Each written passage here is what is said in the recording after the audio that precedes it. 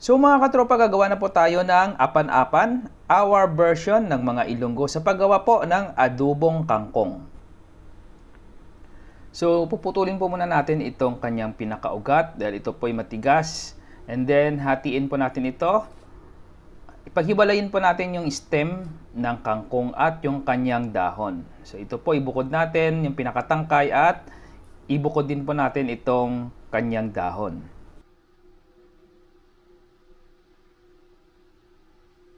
Ito na po yung ating kangkong, nahugasan ko na po ito, and then pinutol ko po ito ng about 2 inches, pinagbukod po natin, pinaghiwalay po natin yung stem at kanyang dahon.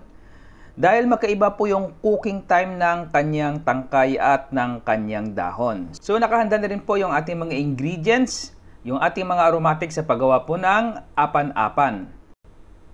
Ito na po yung ating mga aromatics, minced garlic, sibuyas, hiniwa ko po ito ng maliliit.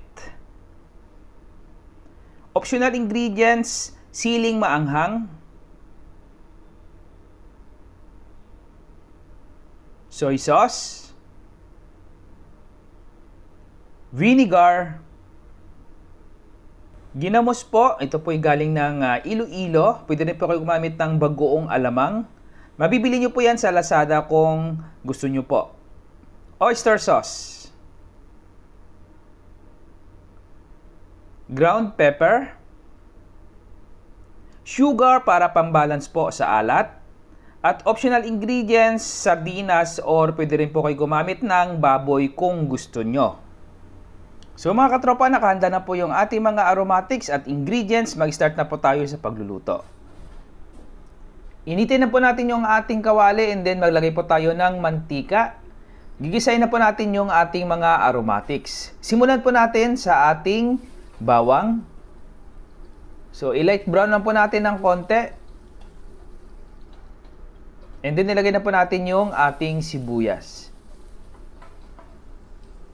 Hintayin po natin na mag-translucent yung ating sibuyas.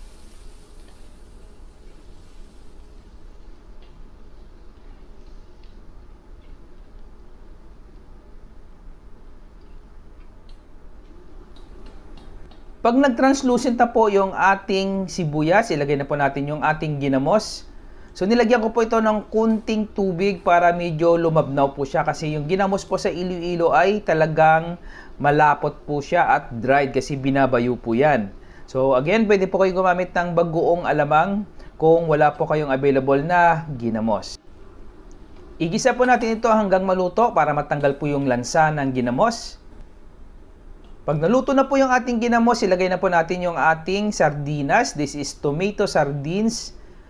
So this is an optional ingredients. Pwede rin po kayo maglagay dito ng baboy. So kung baboy po ang inyong gagamitin, igisa nyo po muna yung baboy kasama po inyong mga aromatics before nyo po ilagay yung inyong ginamos para hindi po masunog. Ilagay na rin po natin yung ating soy sauce, yung ating oyster sauce,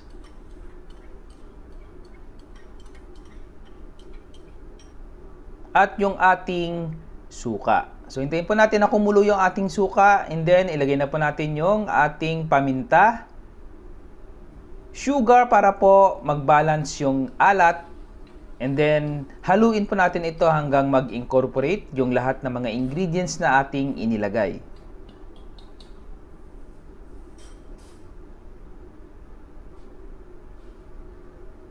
And then nilagay na po natin yung ating tangkay. So, inuna po natin yung stem kasi mas matagal po ito maluto. Kasi pag pinagsabay po natin yung dahon, mas mauna pong maluto yung dahon. Continue lang po yung pag-i-stir hanggang mahalo po natin ito ng maganda. And then, takpan po natin ito at lutuin natin ng about 2 minutes bago po natin ilagay yung kanyang dahon. 1 eternity later. So, after 2 minutes, buksan po natin. So, tingnan nyo po mga katropa, naglalabas na po siya ng kanyang liquid. So, hindi na po natin kailangan lagyan ng tubig dahil kusya po siyang maglalabas ng kanyang liquid. And then, ilagay na po natin yung pinakadahon ng ating kangkong. So, and then, pag nalagay na po natin, kunting halo na lang po, and then takpan po natin ulit, and lutuin po natin for another 2 minutes or until po na maluto yung lahat ng kangkong na ating inilagay. Pwede pa po kayo dito magdagdag ng mga seasoning na inyong nakasanayan, yung mga pampalasa at mga pang-umami nyo po na ginagamit sa pang-araw-araw nyo po ng pagluluto. Pwede rin po kayo maglagay dito ng siling labuyo kung gusto nyo po medyo maanghang. So takpan po natin ulit hanggang sa tuluyan na pong maluto yung ating kangkong. So here you go mga katropa, I think luto na po yung ating apan-apan. So konting halo na lang po ito. So tingnan nyo po mga katropa, tamang-tama lang po yung inilabas niya na sauce. Yan, so hindi po siya dry at hindi rin po siya masyadong masabaw. So this is our version ng mga Ilonggo sa paggawa po ng adobong kangkong. Ang tawag po namin dito is apan-apan. Very affordable po ang recipe na ito. Kahit saan po pwede po kayo makakuha ng kangkong sa probinsya or pwede po kayong bumili sa palengke. So ito na po mga katropa, yung ating finished product.